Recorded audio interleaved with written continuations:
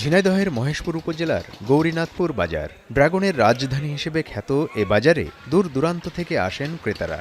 সকাল থেকে শুরু হয়ে বেচাকেনা চলে বিকাল পর্যন্ত। বাহারি রঙের চোখ জোড়ানো সুস্বাদু ড্রাগন ফল সাজানো থাকে থরে থরে।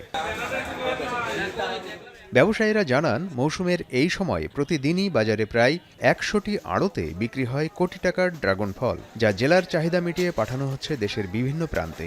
উৎপাদিত এসব ফল বিক্রির জন্য নিজ জেলায় বড় বাজার থাকায় এবং ন্যায্য মূল্য পাওয়ায় খুশি কৃষকেরা। এখানে প্রায় ১০০+ আড়ত গড়ে উঠেছে এবং এই আড়তে প্রায় ১০ থেকে ১৫,০০০ মানুষের কর্মসংস্থান সৃষ্টি হয়েছে। চাষিদের মাল আমরা ন্যায্য দামে বিক্রি করে দিই, বিক্রি করার সাথে সাথে আমরা টাকা পেমেন্ট। দাম যাচ্ছে এখন ৬০, ৬৫, ৫৫, ৮০, ৯০। ন্যাচারালগুলোর দাম বেশি এখন। দেশের বিভিন্ন জায়গায় মাল পাঠানো হয় আমার এই জায়গা থেকে। ৪-৫ ঘন্টা কাজ করি, ১,০০০ টাকা বেতন হয়। তবে ড্রাগন ফল উৎপাদন নিয়ে আছে নানামুখী আলোচনা। স্থানীয় কৃষি বিভাগ বলছে, এ বিষয়ে তারা নজর রাখার পাশাপাশি বাজার ব্যবস্থাপনায়ও কাজ করছে। বাজার ব্যবস্থাপনা তদারকি করছি, যেন টনিক ব্যবহারের মাধ্যমে যেন কোনো অসাধু ব্যবসায়ী বা উৎপাদনকারী ফলের গুণগত মান নষ্ট করতে না পারে।